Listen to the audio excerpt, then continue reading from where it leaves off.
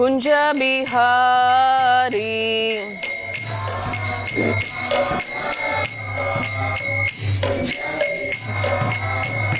Jaya Gopi Jana Vallabha Girivaradhari.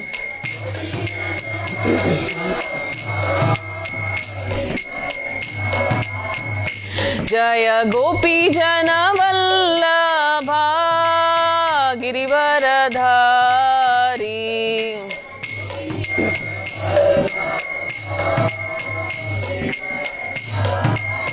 Yashoda Nandana Brajajana Ranjana.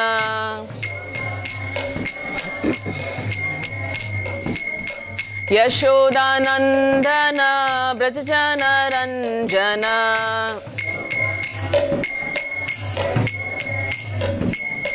Yamuna Tira Vanachari.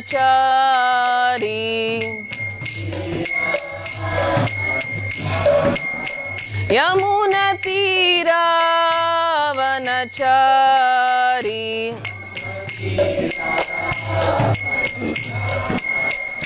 Jaya Radha Madhava Kunja Bihari.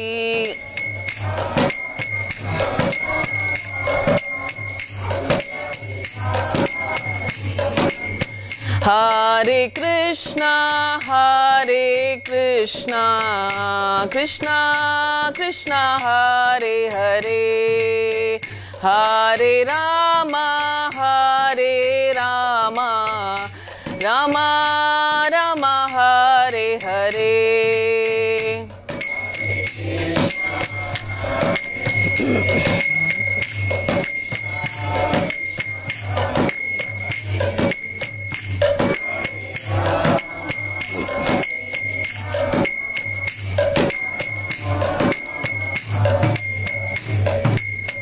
Hare Krishna, Krishna Krishna, Hare Hare, Hare Rama, Rama Rama, Hare Hare.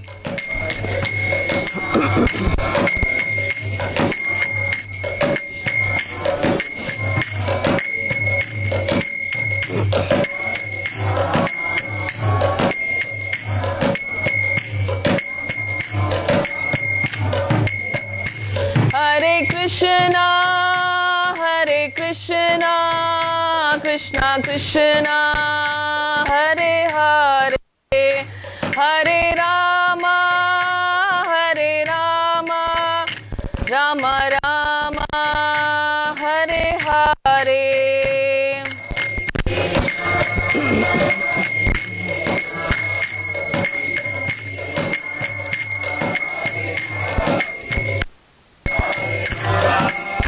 Thank you, bro.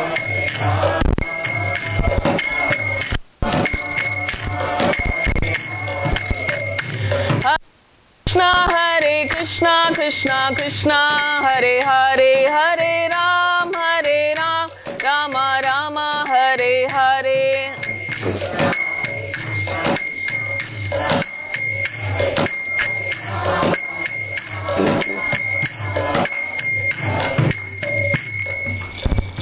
Om Namo Bhagavate Vasudevaya. Om Namo Bhagavate Vasudevaya. Om Namo Bhagavate Vasudevaya.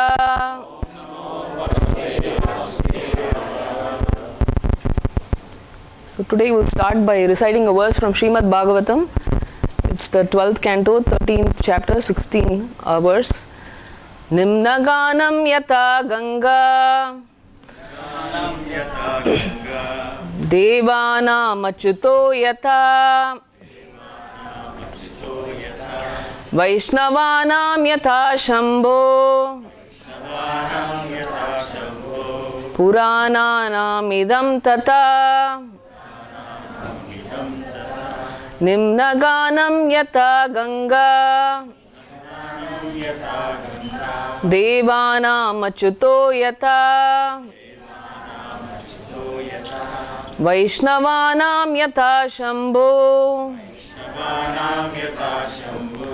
Purananam idam tatha. Can one from Prabhu's and one from Mataji recite this verse? I'm sorry.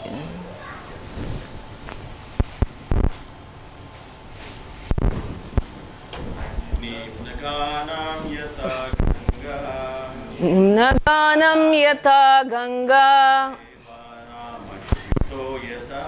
Devanam achyuto yata Vaishnavanam yata Shambho Purananam idam tata. Mataji.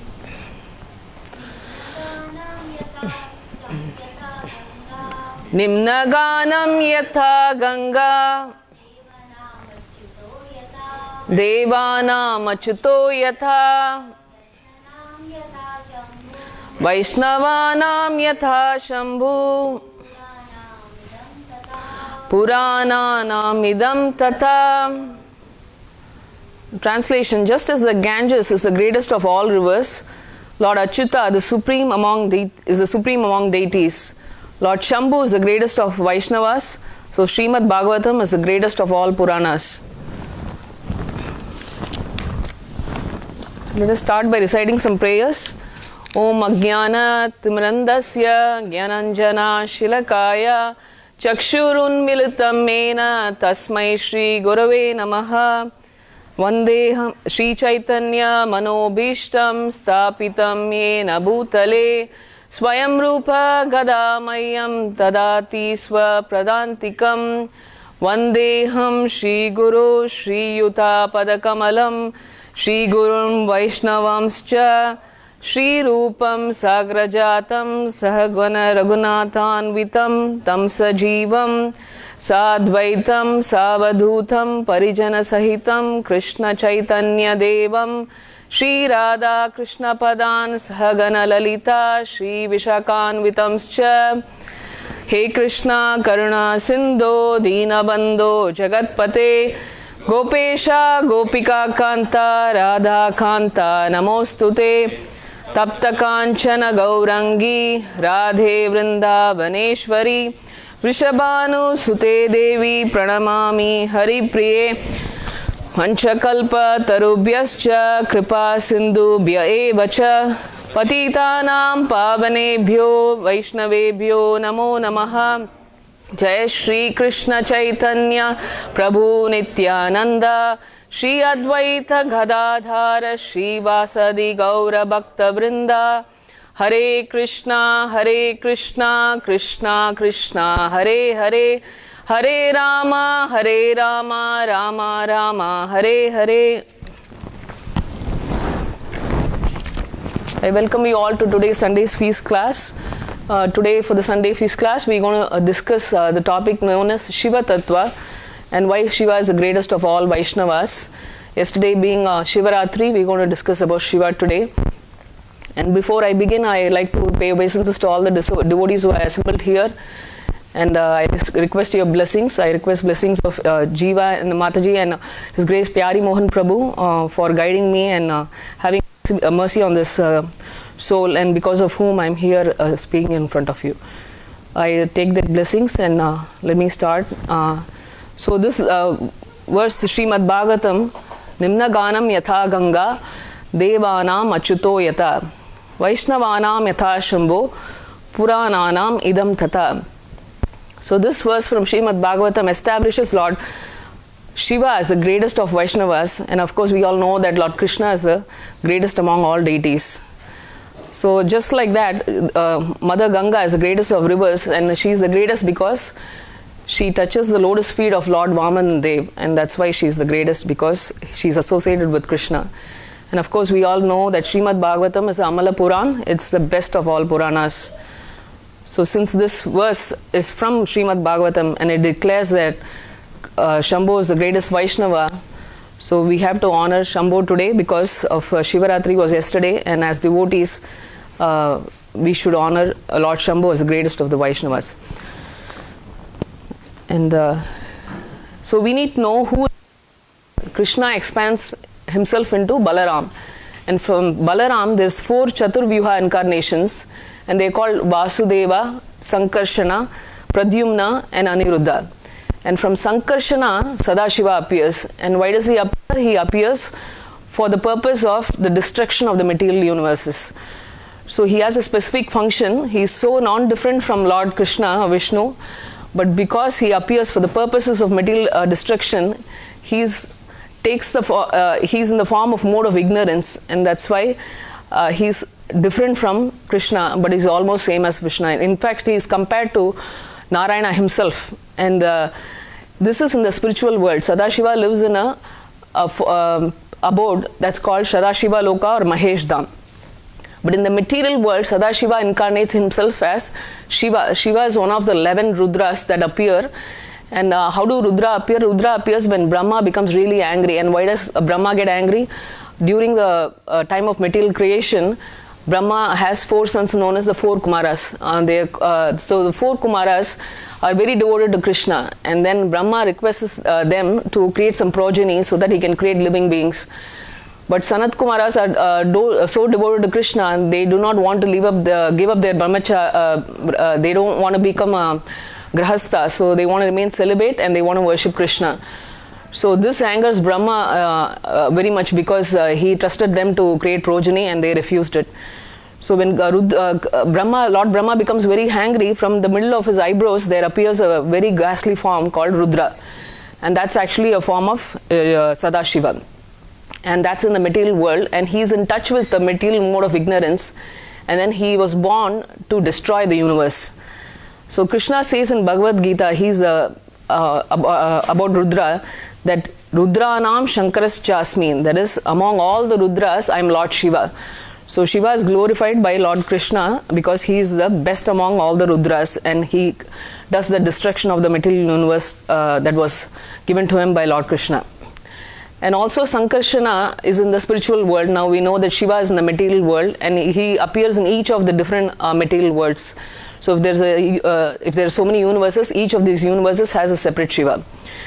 And now from Chaitanya Charitamrita, we also know that Advaita Acharya is also an incarnation of Sadashiva. He's an incarnation of Sadashiva combined with Mahavishnu form. So every day on our altar, we are worshipping the Advaita Acharya because he is one of the Panchatattvas. And Advaita Acharya has a similar nature like Sadashiva. He is extremely compassionate towards living entities, and he wants the conditioned souls not to suffer in this material world. He wants to take them back to the spiritual world. And that's why he does a puja, or he worships Saligram Srila with Tulsi and Ganga, and he invokes the presence of Krishna in this Kali Yuga and material world because he cannot see the people suffering in this material world. So because of Advaita Acharya's prayers, and because he was compassionate on us, Lord Gauranga Mahaprabhu appears. Lord Gauranga Mahaprabhu ki Jai. So the appearance day of Lord Gauranga Mahaprabhu, we're going to celebrate in a few weeks. And so it'll be wonderful to worship the manifestation of Krishna in Kali Yuga. He's so merciful, and he gave us the holy names of Krishna as a means to attain Krishna. So Lord Shiva knows that Shankarshana is the original cause of his own existence. So Lord Shiva is not independent. Because he originated from Krishna, he is fully dependent on Krishna, and he does what Krishna asks him to do. So he knows that he is not the independent God. So some people think of Shiva as the supreme God, but in fact Shiva is not supreme. He is subordinate to Krishna because he comes for a particular function that he had to do in the material world to destroy the universes. So, but he always sits in trance and he meditates upon Lord Shankarshana, and this is quoted in Srimad Bhagavatam. So this is a form of Shiva. You can see he is in the mode of ignorance, so he has a certain appearance. So Shiva has matted locks and he has snake around his neck, and for a belt he wears the scorpions as a belt, and there are a lot of spiders on his body. And then he puts ashes all over his body. So everything that he does is in the mode of ignorance. So why does he do that? In order to attract living beings that are in the mode of ignorance.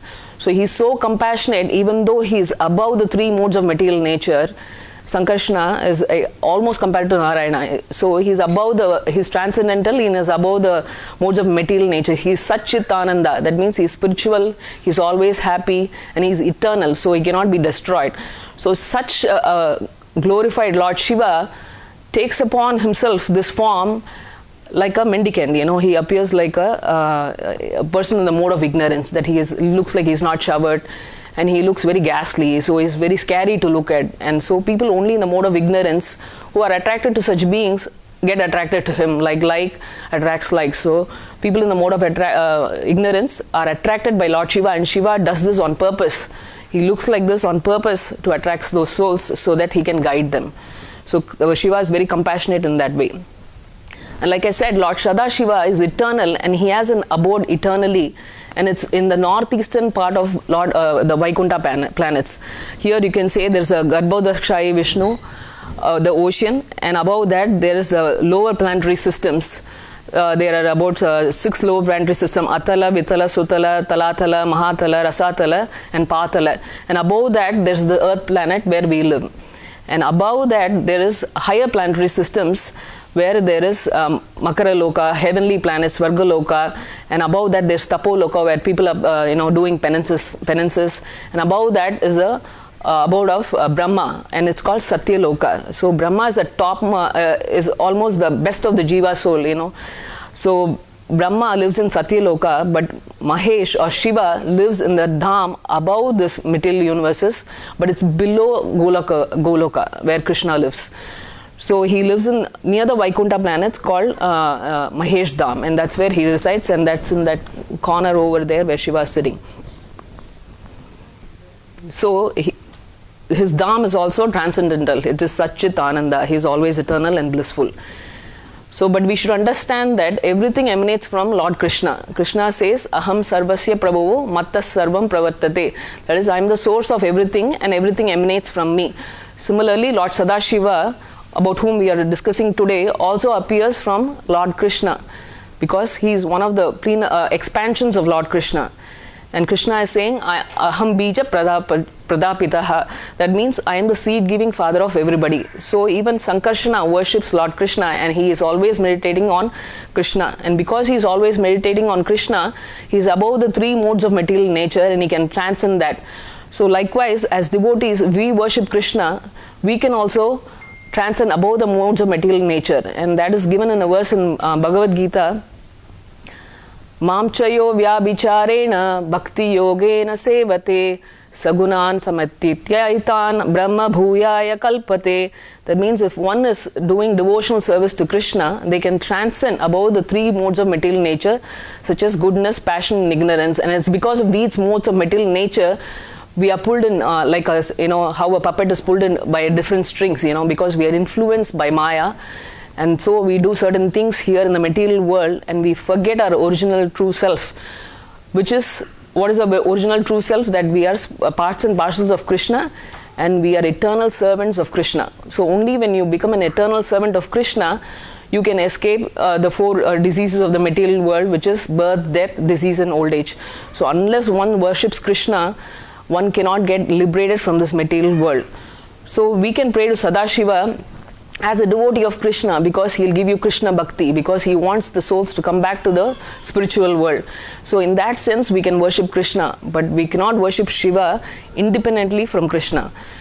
So Krishna takes different types of avatars called Leela avatars. He comes as Vamanadev, Varahadev, Nashima, Kurma, like that. He takes different avatars. And like that, there is other avatars called Guna avatars, and there's Yuga avatars. In different Yuga, Treta Yuga, Dwapara Yuga, he comes as different avatars.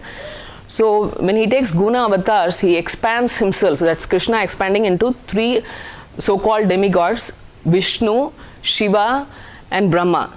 But Vishnu is not a demigod. Vishnu is the source of Krishna. He's Krishna himself, and he's about he's transcendental to the material modes of nature, which is modes of ignorance, passion, and goodness.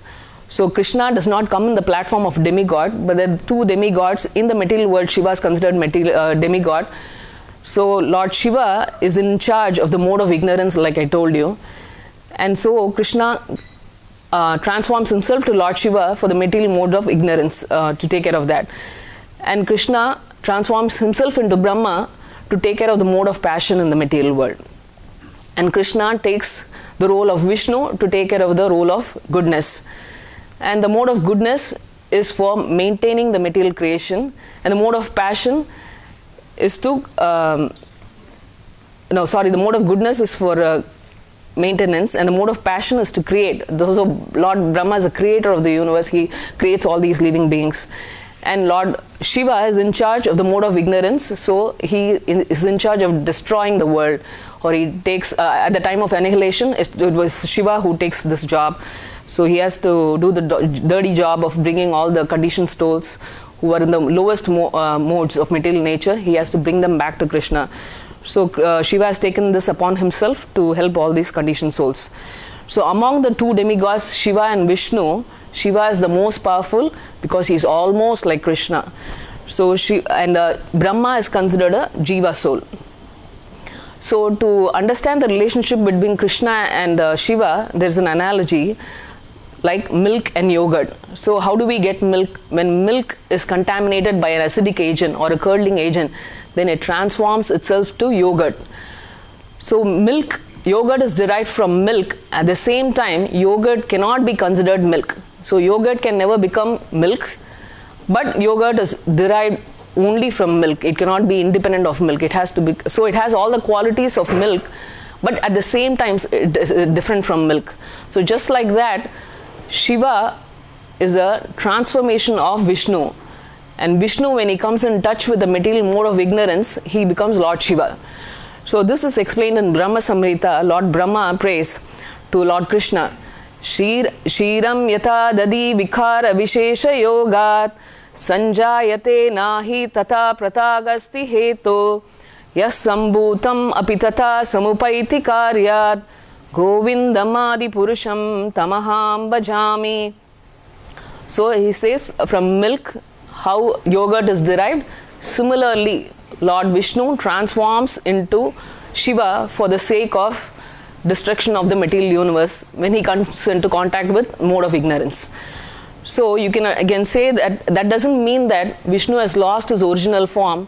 There's another verse in Brahma Samhita which says Deepachari evahi dasantaram abhyupetya Deepayate vivrata hetu samana dharma yastadik evahicha Vishnu taya vibhati govindam adi purusham tamaham bhajami. In this verse it says that Lord Krishna is like the original candle, and with the original candle you can light hundreds of candles, and each and every candle has the same potency as Lord Krishna, but at the same time that candle is different from the original candle. There can be only one original candle, and that original candle is Lord Krishna, and all these expansions, plenary portions, Sadashiva, all of them are the different candles. So they have the same potency as Lord Krishna, but they can never become the original candle. There's only one original candle. So like that, milk can never be converted to yogurt, but yogurt can never be converted to milk. That's the analogy in Brahma Samhita, which explains the relationship between how Lord Krishna and Shiva are different. So this is the Beda. So Krishna and Shiva can be understood by the Beda, Achintya Beda Tattva. So like how we compare Jiva souls with the original souls, Lord Shiva can be compared with Krishna, and they are the same in the sense that Shiva is non-different from Krishna because he originated from Krishna. But Shiva is also different from Krishna because his function is different. He came for a particular function, is to destroy the material universe. So that's how there's a Beda Tattva with which we can understand Lord Shiva. So Shiva has a separate Tattva on his own. He's neither supreme God like Lord Krishna, who possesses 64 qualities, and all these transcendental qualities Krishna only possesses in full, like 100%. And Vishnu Tattva possesses about 60 qualities. These Vishnu Tattva are none other than the expansions of Krishna, like Balarama, Sankarshana, Pradyumna, Aniruddha, all the different Vishnus. All of these are called Vishnu Tattva, and they possess 60 qualities. So Krishna is the topmost. And below Vishnu Tattva is Shiva Tattva, where Shiva possesses 54 of these qualities, and he possesses them in about full. And Jiva Tattva are us, who are the marginal souls, who are the Jiva. We are called the Jiva souls, so the living creatures.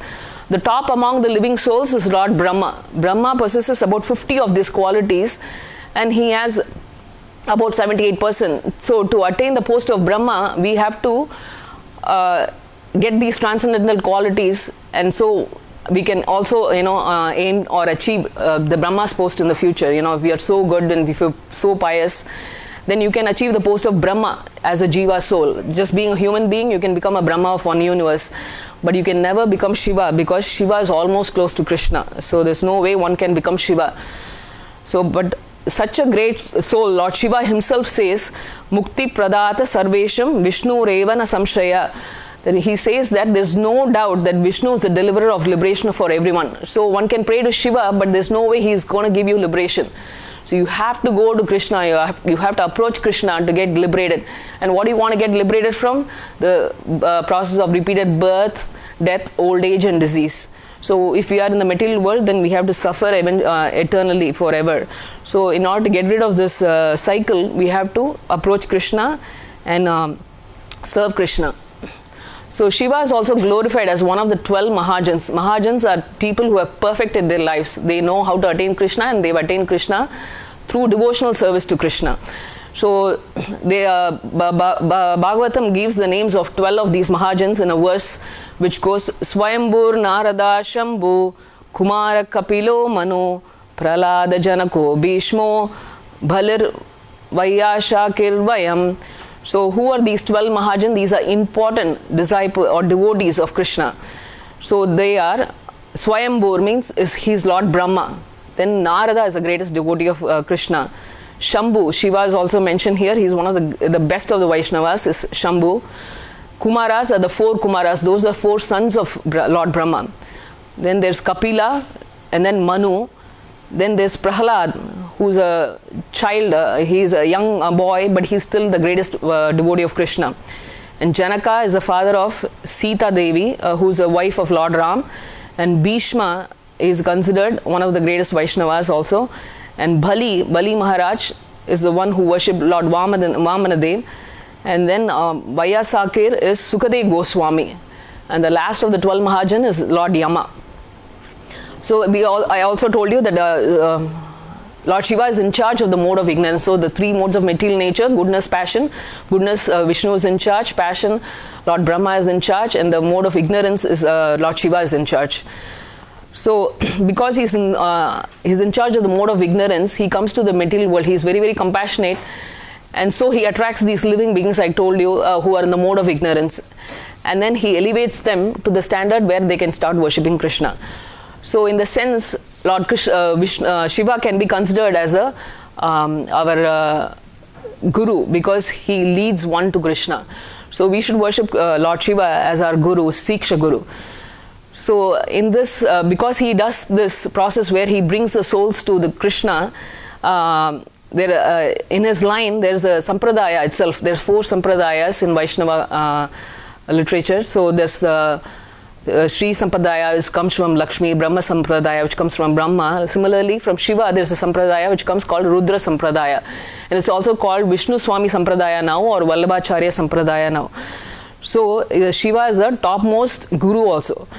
So Shiva always likes to serve the Supreme Lord, because that's his worshipable Lord. So Shiva and Mother Durga, who's his consort. So Shiva and his wife's name is called Durga or Parvati, and they are in charge of the material world. So in a sense, they are our first father and mother. So Shiva is the father and the mother is Parvati. So by worshipping them, they lead us to Krishna. And they also are the best Grahastha couple, because they were the first couple, and they are united in their family in order to serve Krishna. So they do all the duties of a Grahastha, but at the same time, in their mind, they are always thinking of Krishna and satisfying the senses of Krishna. Krishna is also called Rishikesha, that is one who pleases our senses. So by pleasing the person, Rishikesha, we become pleased, or our senses are pleased. That's the only way our senses can become pleased. So Lord Shiva is also called Vishwanatha. Vishwanatha means he is the master of the universe, or the controller of the universe. So that's one of his names. And Shiva is also called Nataraja because he dances excellently, you know, so he chants sometimes Krishna's names and dances in ecstasy. So there are different worshippers of Shiva. So there are two types of worshippers. First one is the one who wants a material gain from Shiva. And the other person, like such as devotees, they worship Shiva in the form of a devotee of Krishna. And so they offer respects to him. But their worship, the way devotees worship Shiva and the way the materialists worship Shiva are different. So devotees of Shiva consider Shiva to be independent Lord. So and Shiva considers this is very offensive to him. So Shiva is always dependent of Krishna, and he never thinks that he is the supreme Lord. So if you call Shiva as oh, you are the supreme person, you know, you are the supreme Lord, then Shiva is not very happy with it, because when you call a devotee that he is the Lord, then devotee is not at all happy. He becomes very angry, in fact. So Shiva does not like that. Of course, people, because of their ignorance, they sometimes call him you know, he's the supreme God. But you will see in scriptures that Shiva is compared to Narayana, and then they say that Shiva and Narayana or Krishna are one. And that happens because Lord Narayana considers Shiva to be so dear to him that he considers himself and Shiva as one. So, but as devotees, we should understand that Shiva is the greatest Vaishnava, and he doesn't like if you call him the supreme Lord. So we have to worship him in the mood of a devotee of Lord. But if somebody has a pure desire and he worships Shiva, and Shiva will make sure that that soul gets the highest liberation. And how does he do that? He directs them to Vishnu or Krishna, and that's how he acts like a guru. And Krishna says in Bhagavad Gita verse 7.20, those whose minds are distorted by material desire surrender unto the demigods, and they follow the particular rules and regulations of worship according to their own nature. So if you are motivated by material desires, so if I want a lot of wealth, I want you know, beauty or power, all these are material desires that arises from lust. So people in such mood, they like to worship Lord Shiva or any other demigod. And sometimes they worship Shiva more than any other demigod. You'll see that Shiva has more followers than any other demigod, is because Shiva is easily pleased and he gives boons easily. So they are more likely to get the boons faster. So they worship Lord Shiva. And Krishna says that even if you worship such a demigod, and whatever favors the demigod gives you, that favor actually comes from me. So in Bhagavad Gita 7.22, the translation goes like this: endowed with such a faith, he seeks favor of a particular demigod and obtains his desires. But in actuality, these benefits are bestowed by me alone. So Krishna is the giver of all these benefits, but he gives them through the representative. Let's say there's a President Trump, and President Trump has so many ministers in charge of him. So if your state requires something, President Trump will not come and give it to your state representative, you know. So he has to go through the ministers to administer those powers on the people. So like that, Krishna also administers or gives these benefits or boons through his representatives, who are his actually incarnations and who do particular function. So people in the of less intelligence actually worship the demigods. Then who are the most intelligent people? So that's quoted in Srimad Bhagavatam. There's a verse: Krishna Varnam Tusha Krishnam Sango Pangastra Parshadam Yajnai Sankirtana Prayer Yajantihi Sumedasaha. Sumedasaha means highly intelligent. Who are these highly intelligent people? They worship Krishna in Kali Yuga, whose form is golden color. And who's the form in golden color? Lord Gauranga. So Gauranga gives us freely Lord Krishna's name.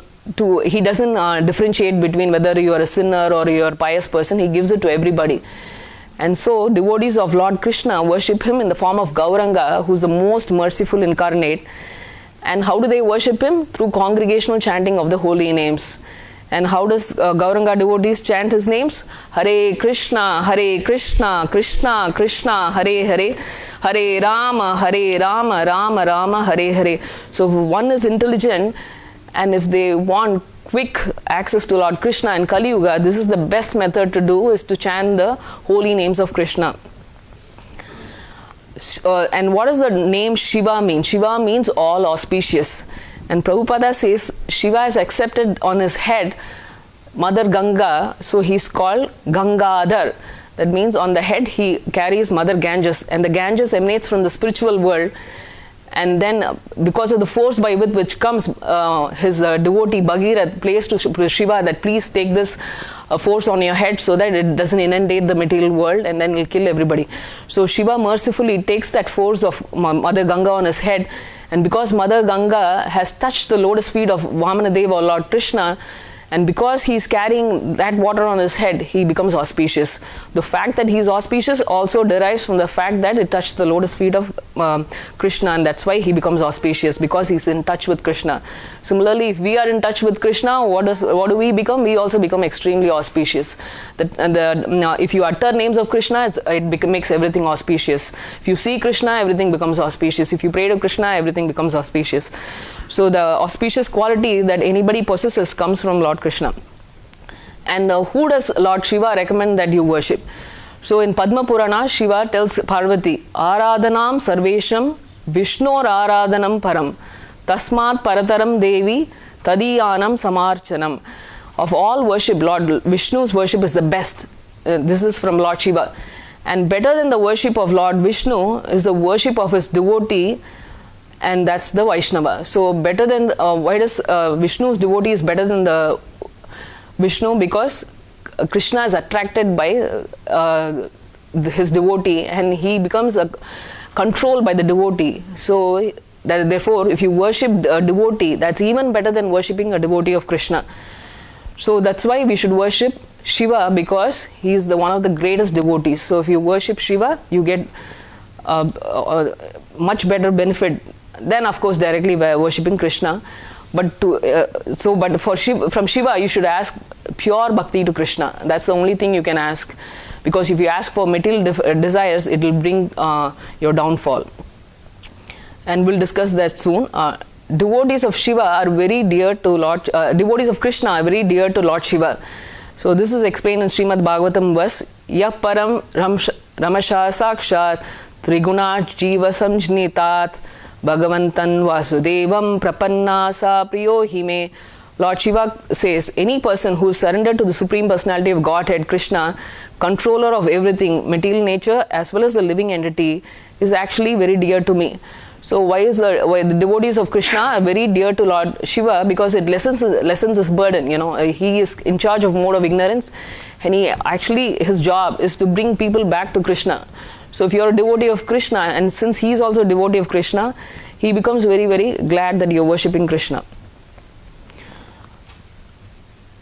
And we should also remember there are 10 offenses in chanting the holy names. One of the offenses is to consider the names of Shiva or demigods like Lord Brahma to be on the equal level with the holy name of Vishnu.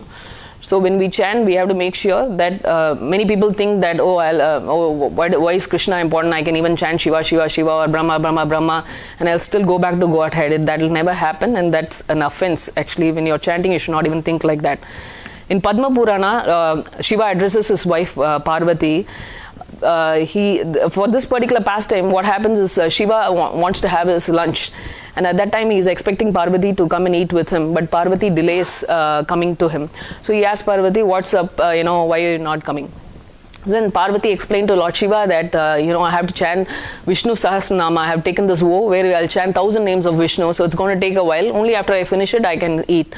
Then Shiva addresses Parvati and says this verse, Shri Rama Rama Rameti Rame Rame Manorame Sahasranama Dattulyam Rama Nama Varanane. He says, oh lovely faced woman, I chant the holy name of Rama, Rama, Rama, and thus constantly enjoy this beautiful sound.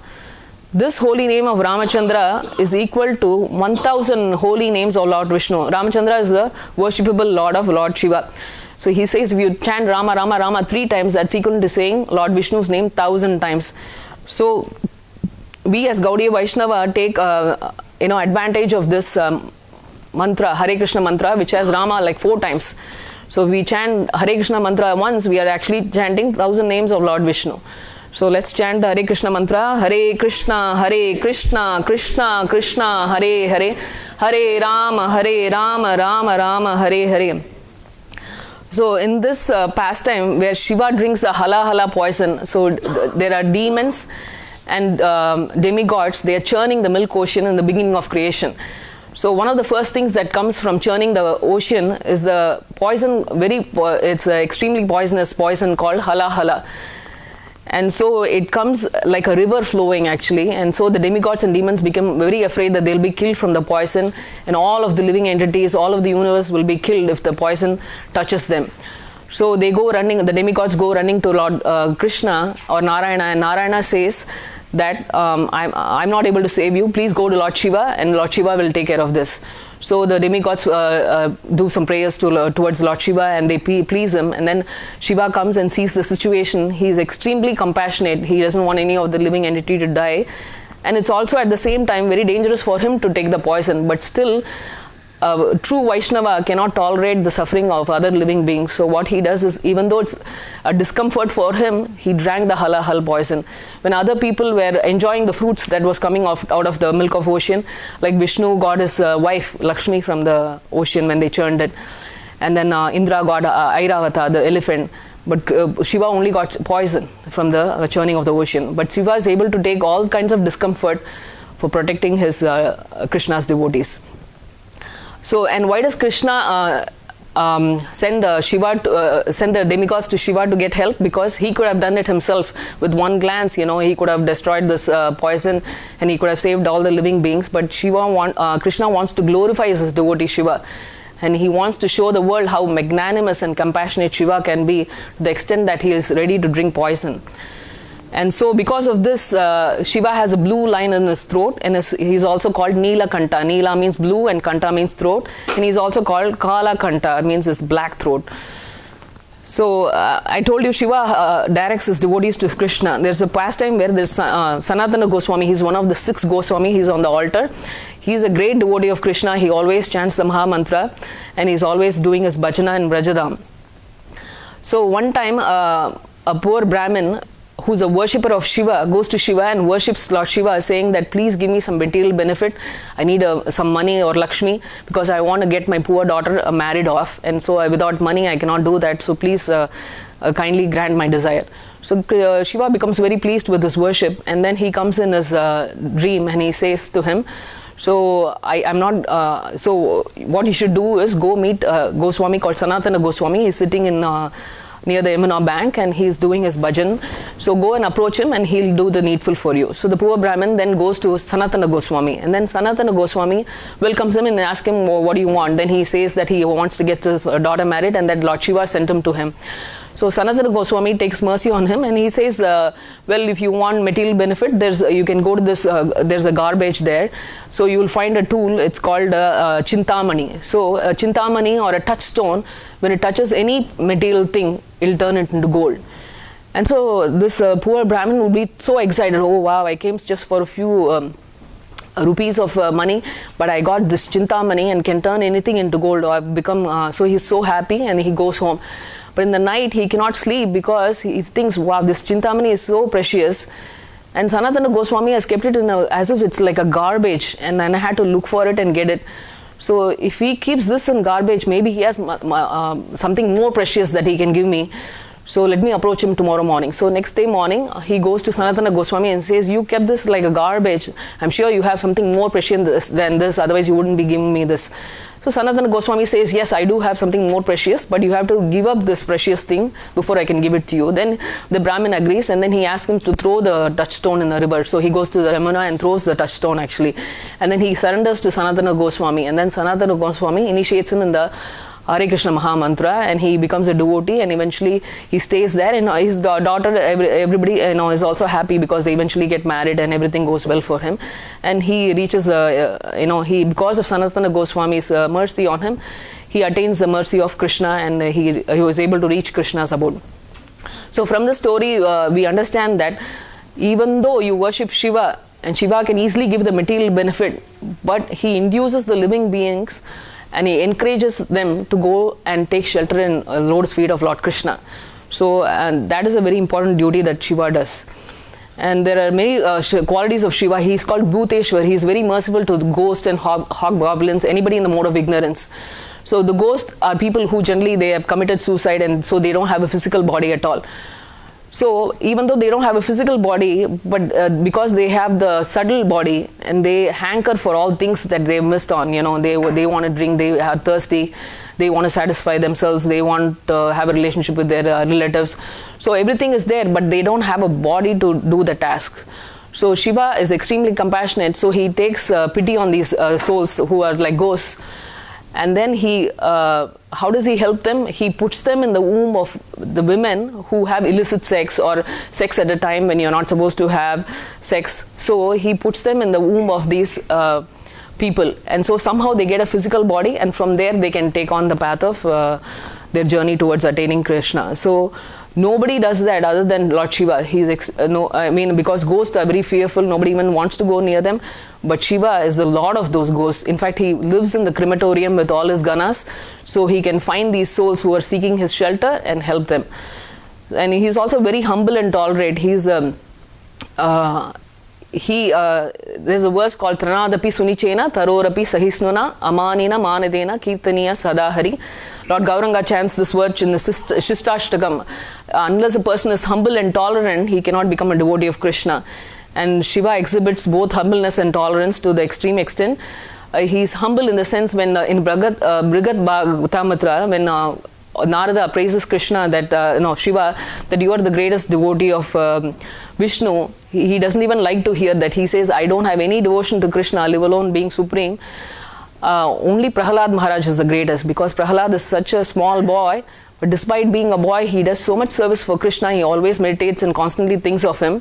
And Krishna is so pleased with Prahalad Maharaj that he would take him on his lap and put him on his lap. So I don't get to do that, and I don't have the fortune of being with Krishna like that. So he says Prahalad Maharaj is the greatest. So we all know that the greatest Vaishnava is Shambhu, but look at the humility that Shambhu displays. And then he's also very tolerant. Sometimes he's disrespected by Daksha Prajapati, who was his father-in-law, and one time Chitraketu also insults Lord Shiva. But he's always tolerant and doesn't get angry. But there are times when he does get angry. That's also one of the qualities of Lord Shiva. But generally, as a Vaishnava, one of the qualities is being tolerant, and Shiva is extremely tolerant. And he doesn't differentiate whether one is a pure soul or one is a demon. He gives mercy to both of them equally. So he has a lot of mercy on demons. Some of the demons are Vrikasura, Ravana, Banasura. Vrikasura is a demon. There's a pastime where he worships Lord Shiva on the advice of Narada because he wants to win over the demigods. So he asks Narada, who should I worship to get boons quickly? Narada tells him, just worship Lord Shiva. He's so easily pleased, and then he will give you all the boons that you desire. So Vrikasura does a penance where he's a demon, so he doesn't know how to do a penance. So what he does is cuts his flesh, and then he offers it on the fire as a sacrifice to Lord Shiva. And then Shiva is wondering what this demon is doing. And then when Shiva doesn't appear, the demon gets even one step further. He does something like he takes a knife and wants to cut off his own head and offer it in the fire. That means he's about to die. So Shiva cannot tolerate this. So immediately Shiva appears in front of him and he says, you've been doing such penances. What do you want from me? So the Vrikasura demon, foolish demon that he is, he asks, and he's very evil.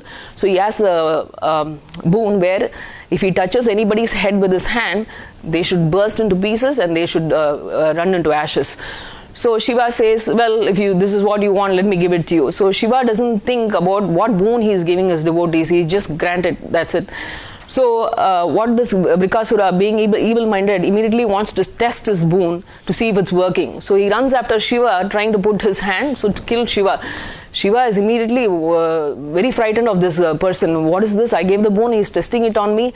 And then Shiva runs all over the universes, and finally he goes to Krishna Loka or Narayana Loka, and then he asks Narayana, see, this demon was very desperate to get a boon from me, and I, without thinking, gave this boon, and this is what happened. He's chasing after me now.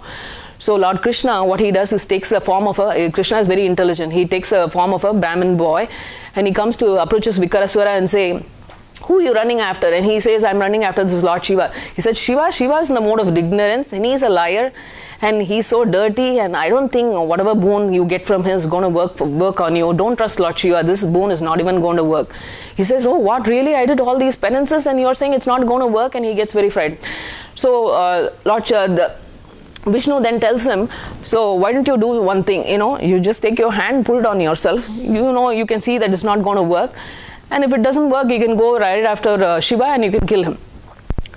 So this foolish demon, being foolish, he puts his hand on himself, and of course Lord Shiva is the greatest boon giver, benediction giver. There's nothing is false with these boons. So it works, and he just bursts into pieces, and he burns to ashes. So that's how through Krishna's intelligence, Krishna was able to save Shiva's from this curse, from this boon. Sorry.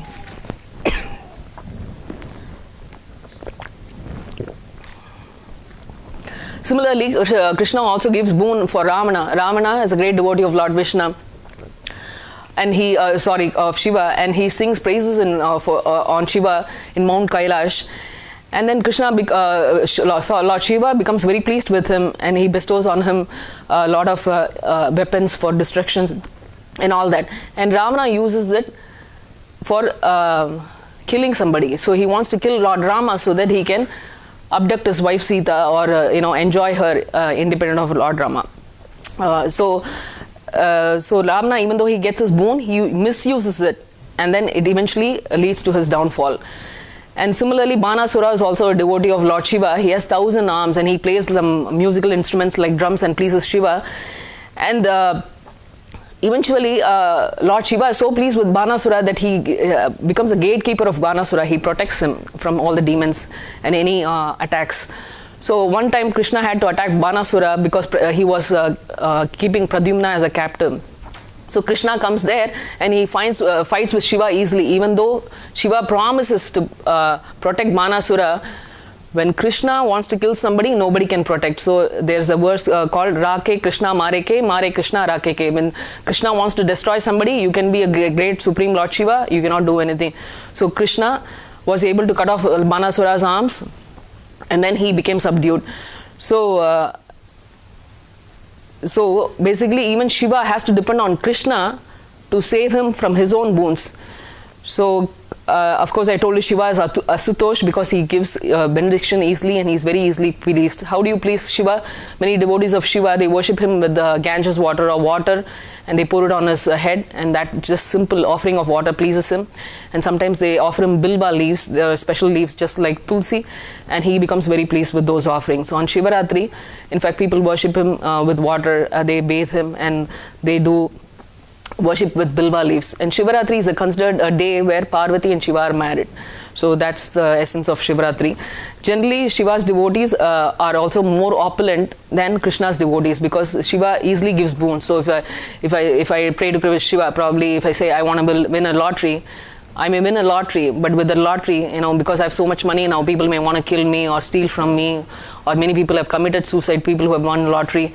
So Shiva does not distinguish whether it's good for you or bad for you, he just gives a benediction. Whereas Krishna, on the other hand, he is very merciful to a devotee. In fact, he takes off all his opulence and makes him surrender to him. Shiva is also in charge of false ego. False ego is something that makes you think that you are the doer, I am the body, and these people who came out of my body are my relatives. So we think everything based on the fact that we are the body. So that's false ego. So if you want to get rid of it, you have to worship Lord Shiva, because he will take the false ego from you so that you can surrender to Lord Krishna. Because if you are attached, if you have bodily attachment, there's no way you can think about Krishna or worship Krishna. So in order to remove the false ego, one has to surrender to Lord Shiva so that we can all become devotees of Lord Krishna. And there's a pastime where how Jagannath Prasadam, Mahaprasadam appears in this world. So in this pastime, Lord Shiva and Parvati play an important role. So there's a story where Lord Narada approaches Lakshmi Devi, and he does a lot of penances, and Lakshmi Devi is very pleased with Narada. And so when Lakshmi Devi asks Narada, what boons do you want? Then he says, I only have one wish, I'd like to partake the Mahaprasadam of Lord Narayana. Then Lakshmi says, this is something nobody asks, and I never give it to anybody. This is very... only a few people can get it, and there's no way I'm going to give it to you. Then he says, but for once I'll try to ask my master, if he's willing, I'll give it to you. Then she asks Narayana. Narayana says, probably this one time you can give my Mahaprasadam, make sure I don't see it. And so when he's not seeing, Lakshmi Devi gives the Mahaprasadam to Narada. And when Narada takes one morsel of the Mahaprasadam, he becomes extremely ecstatic, he becomes happy, he's jumping with joy, his hair standing on end, and he runs everywhere chanting the glories of Lord Narayan. And then while he's chanting, he goes to Shiva Loka, and then Shiva sees Narada and he's wondering, why is Narada so happy? Generally he's happy because he's chanting his glories, and all the time he's happy, because when you chant Krishna's names, you become happy. But at this time, Narada is extremely happy, he's ecstatic. So Shiva has never seen Narada in that way. He says, there's something happening with you, what's happening, what makes you so happy?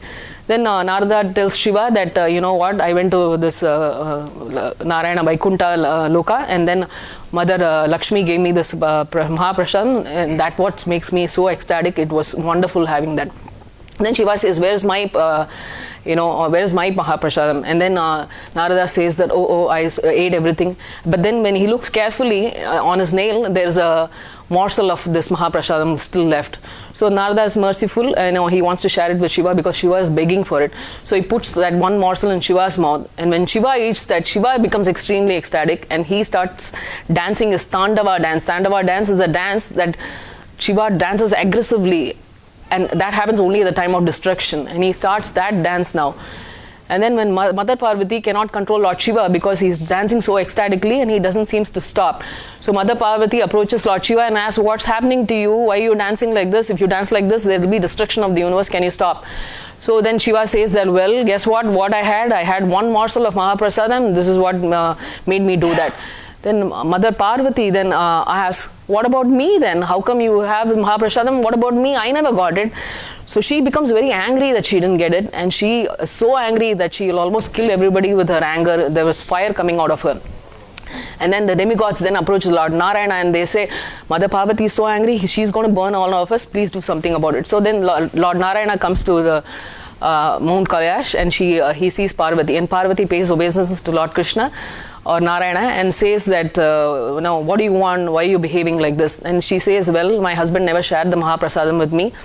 And then, so that makes me really angry, and I want to taste your Mahaprasadam, and I want it for all the living entities too. Then Lord Krishna gives a boon where he says that I will appear in Jagannath Puri as Lord Jagannath, and my Prasadam will be glorified as Mahaprasadam, and that will be distributed to all living entities. And you become one of the deity in the altar, in Jagannath Puri altar, there's Bimala Devi. So Parvati appears as Bimala Devi.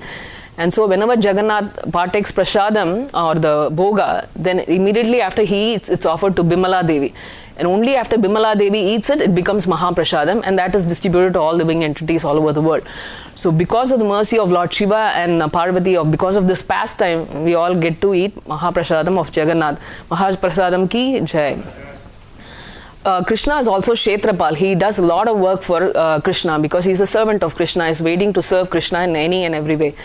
So there are 4 Kshetrapals in Vrindavan or Vrajadama, those and many other Mahadevs. But today we will be discussing about 4 Kshetrapals.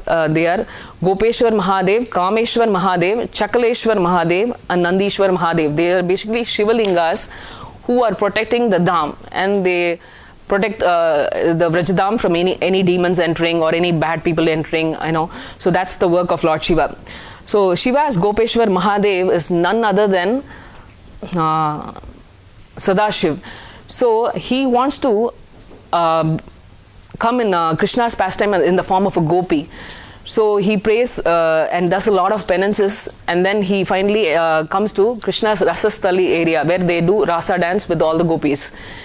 And the person who's guarding the Rasasthala or the Rasa dance arena is Yoga Maya or Purnamasi.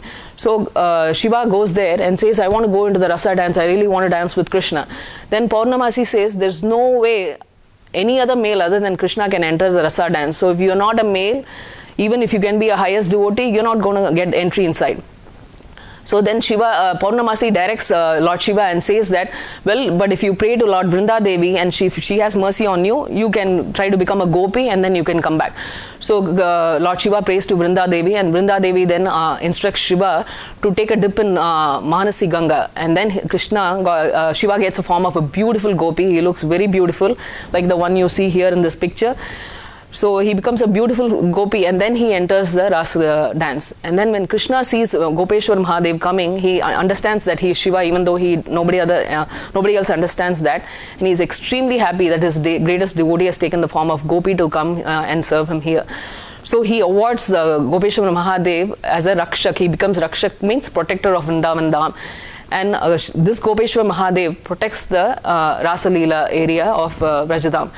So he also, Lord Krishna instructs all the gopis to worship Lord Gopeshwar Mahadev to get his benediction or favor from Krishna. So all the gopis, all the sadhus, all the Vrajavasis, they all pray to Gopeshwar Mahadev to get the mercy of Lord Krishna. So Gopeshwar Mahadev is highly praised in Vrindavan Dham. And there's a verse to Gopeshwar Mahadev, you can repeat after me. Vrindavanavani Pate Jaya Soma Soma Maule Sanaka Sananda Sanatana Naradedya Gopeshwara Brajavilasi Yugangri Padme Prema Prayacha Nirupadi Namo Namaste. O gatekeeper of Vrindavana, O Soma, all glories to you. O you whose forehead is decorated with the moon and who is worshipable by the sages headed by Sanaka, Sanananda, Sanatana, Narada, O Gopeshwara, desiring that you bestow upon me that prema for the lotus feet of Sri Sri Radha and Madhava, who perform joyous pastime in Vrajadhama, I offer obeisances unto you time and again. And here you can see that all the Vrajavasis, they're not worshipping Gopeshwara as independent of Krishna. They know that he is the greatest Vaishnava, so they want to fall at his feet and obtain the mercy of Radha Krishna so that they can get Radha Krishna Prem.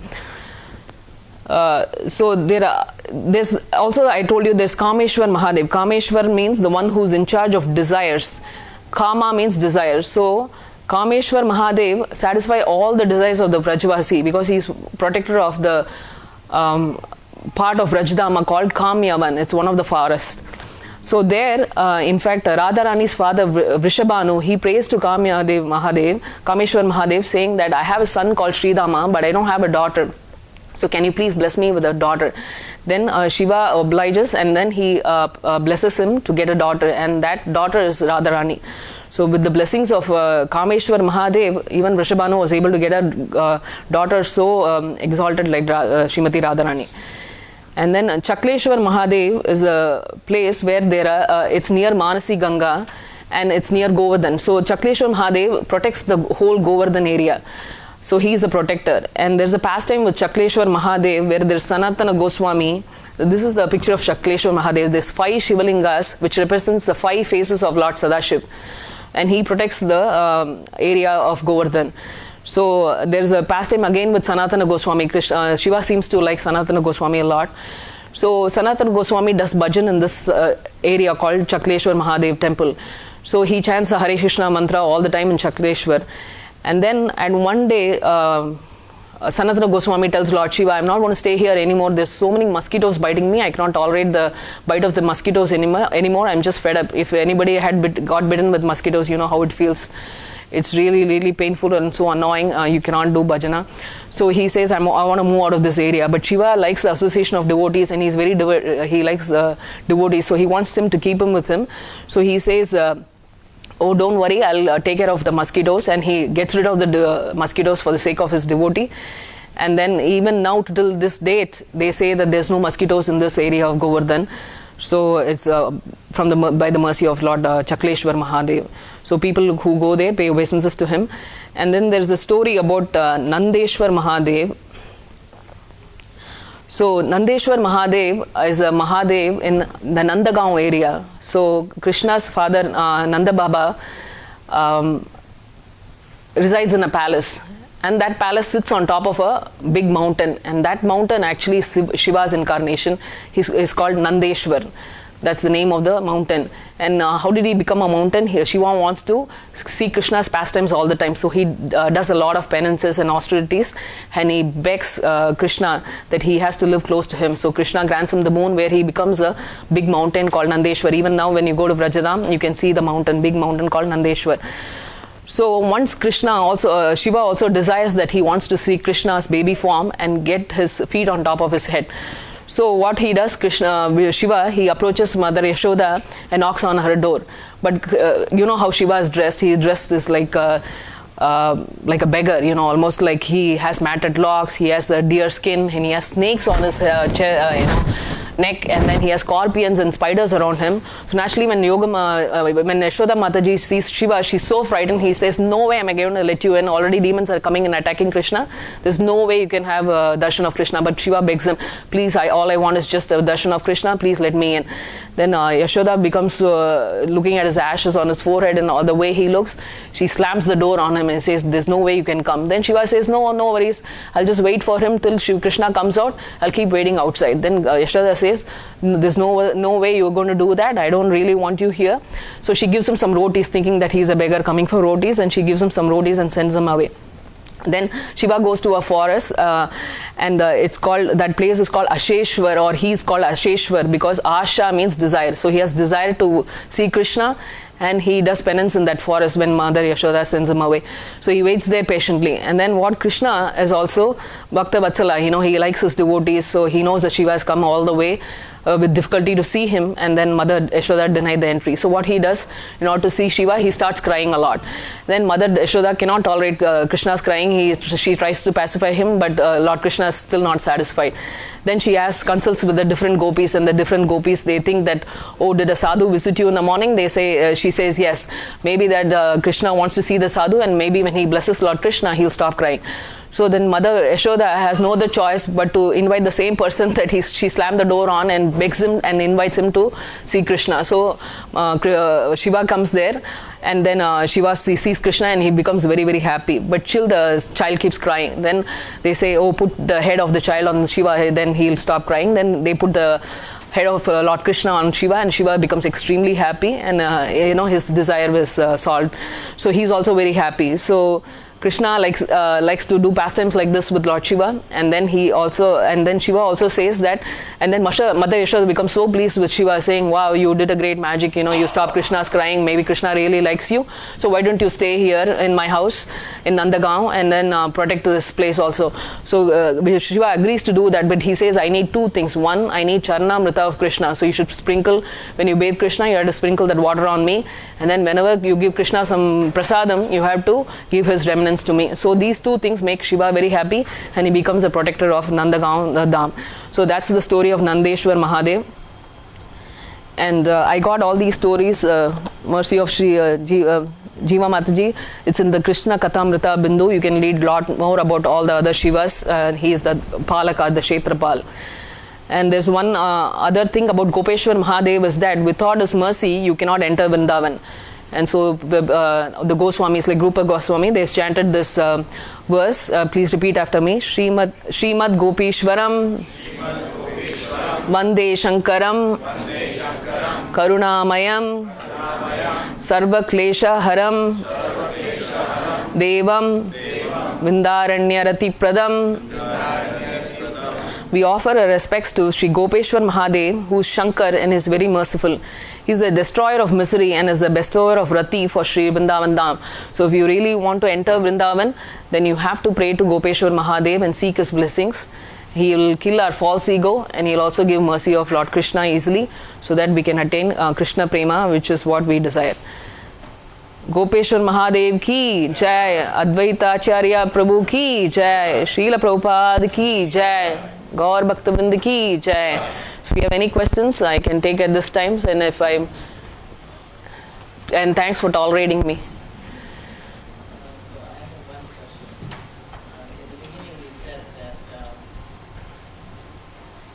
that Shiva comes from Shankarshan. Yes. But then you also said that Shiva comes from Brahma when he gets angry. He's Rudra, and among Rudras he's the chief of Rudras. I was a little confused. Yeah, so Sadashiv lives in the spiritual world. So all he does there, he's in charge of the destruction. And then how does he destroy? He destroys by because of the blazing fire that comes out of his mouth. But he always sits in trance and meditates on Krishna, and that's in the spiritual world. In the spiritual world, none of this is needed, only at the time of destruction. And so Sadashiva's representative is Lord Shiva in the material world. So Sadashiva lives in the spiritual world in the Mahesh Dham, whereas Shiva in this temporary universe, he lives in Kailash. So that Shiva is one of the Rudras, and he's in the material world, whereas Sadashiva is in the spiritual world, almost in Vaikuntha. Sadashiva just sits and meditates on Shankarshana because he knows that's his origin, and he just always prays to Krishna. That's why you see Shiva meditating. And so if somebody disturbs Shiva, he doesn't like that because he is disturbed in his meditation. That's why he also gives his devotees boons easily. So this Shiva also meditates, but he does a lot of these work for ghosts and other people in the mode of ignorance, and he wants to reclaim the souls and bring them back to Krishna.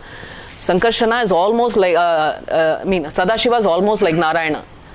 Just that his function is to destroy the creation, and that he has a job only to do at the end of annihilation, when the end of creation happens, end of the material world. Another thing is that if you have material attachments, you cannot worship Krishna, so you have to pray to Lord Shiva to remove material attachments. But you can also pray to Lord Krishna to remove material attachments. I didn't say that you have to pray to Shiva to get the material attachment. He is the destroyer of false ego. And since he is the greatest devotee, he can give you bhakti easily. And Krishna likes if you honor his devotees. So Krishna really, if you honor any of devotee of Krishna, Krishna becomes extremely pleased, more than when you worship Krishna. So it's easier to approach Krishna through his devotee, by worshipping his devotees. That's why we worship Govardhan, because he's the greatest devotee of Krishna. So he'll give favors easily because he's very compassionate, and he gives favor easily, more than even Krishna. So that's why we have to worship Lord Shiva to get the favor of Krishna, and that's why we ought to honor him and respect him.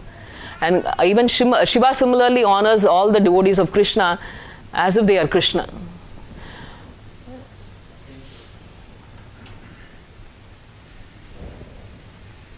I have one question here. Yeah. See, in India, most people worship Shiva.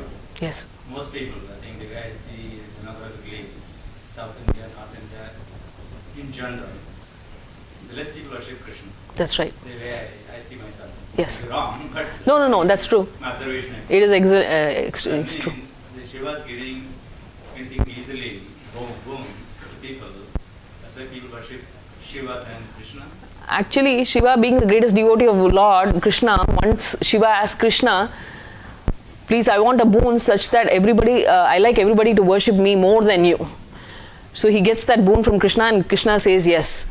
So like I said, people who worship Krishna, you cannot come to Krishna so easily. You have had to have a lot of pious activities in your previous lives, and you should have made many austerities and sacrifices. You should have performed sacrifices like Ekadashi. So only then you gradually come to Krishna. And not everybody can come to Krishna easily. And it is a Vaishnava's mercy that people sometimes come to Krishna. Like Prabhupada, he came and he gave the mercy so easily. Gauranga Mahaprabhu gave it so easily. So like that, if you are in touch with the Vaishnava like Shiva, then you can get the mercy to attain Lord Krishna easily. So, but this is in the material world, everybody is basically in the mode of ignorance. Nobody is in the mode of ignorance or passion. You only see a few people. Most of them, especially in Kali Yuga, are in the mode of ignorance. And so when you are in the mode of ignorance, you can't think anything better other than worshipping Shiva, because they are attracted to Shiva because he looks like somebody in the mode of ignorance. Even though he is not in the mode of ignorance, he looks like one. So they all approach him and they worship him. And then he's also, when you pray to Shiva, you immediately get a result. So I pray, next day I'm getting something. So they are more motivated to worship Shiva because they are getting their boons easily satisfied. So I need a car, and they pray, and next month they have a car. I need a wife, they are getting a wife. But when you pray to Krishna, nothing, you cannot get any of these easily, because Krishna knows that it is not good for you, because it will make you attached to the material world. Whereas Shiva, he doesn't think, he just doesn't want you to disturb. So you ask this, okay, you get it, take it. But it's up to you, the onus or the responsibility is on you, what material desire you ask. You can ask the boons such like Vrikasura, where it can kill oneself, and Shiva is able to give. He doesn't think, oh, this is going to kill him, better not to give him. He may touch a child, it may break his head. He doesn't think like that. You ask, and so you get it. So that's why a lot of people, because they are in the mode of ignorance in Kali Yuga, a lot of people are worshipping Shiva. But Shiva doesn't like them worshipping himself. He says, come to me, but when you come to me, he tricks you and he guides you to Lord Krishna, Krishna. So that's his job. He, directs you to Krishna. So that's why a lot of devotees of Shiva, and Shiva actually has the boon from Krishna that many people should worship me. So that's how it happens. Hope this answered. Did you say that when Shiva went to Krishna, more people were worshipping Krishna and he wanted more people? Yes, Prabhu, there is a pastime here where I read it that he gets a boon from Krishna at one point, and he's. Why would he ask for that boon? He would just so he can work more for Krishna as a servant, I guess. And then the other thing is Krishna wants to please his devotee, and he wants to glorify Shiva more than him. So he wants everybody to think that Shiva is supreme. I don't understand why Krishna would want it. Why would Shiva went to Krishna and asked for it? I really don't know the answer, but it's there in one of these. If you give me a time, I'll look for it. 1 minute. Well, I'm just thinking, would a devotee go to Krishna and say, Krishna, everybody's worshipping you more than me. Yeah. There has to be more to that story than that. Yeah, on top of that, in India, more Shiva for that.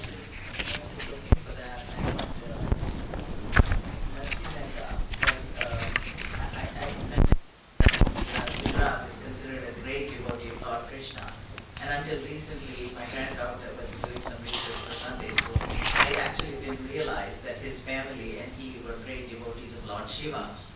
And he was, his family throws him out because he's worshiping Krishna all the time and not doing any work. So he and his family are thrown out. They're very poor. So he goes to Lord Shiva and he starts praying all the time.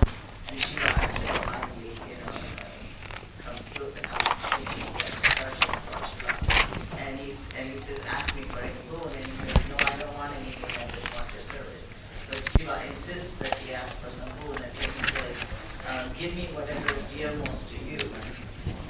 And Lord Shiva says, you ask the best boon that you could ask. And because dearmost to him was Krishna. And he actually takes him to Dwarka now, he stays there for a while, becomes a great devotee of Krishna, and then Krishna wants him to come back here again and preach, and very reluctantly, of course, comes back. He gives him a deity of Krishna, and he says, whenever you want me, you can just worship this deity and I will come. So that's how he becomes an even greater devotee of Krishna. But it's nice that Shiva, when he says, give me whatever is dearmost to you, what is dearmost to him is Krishna, he gives him Krishna. And then Narasimha Mehta becomes such a great devotee of Krishna. Prabhu, I'm not able to find it now, but I'll show it to you before the end of the night.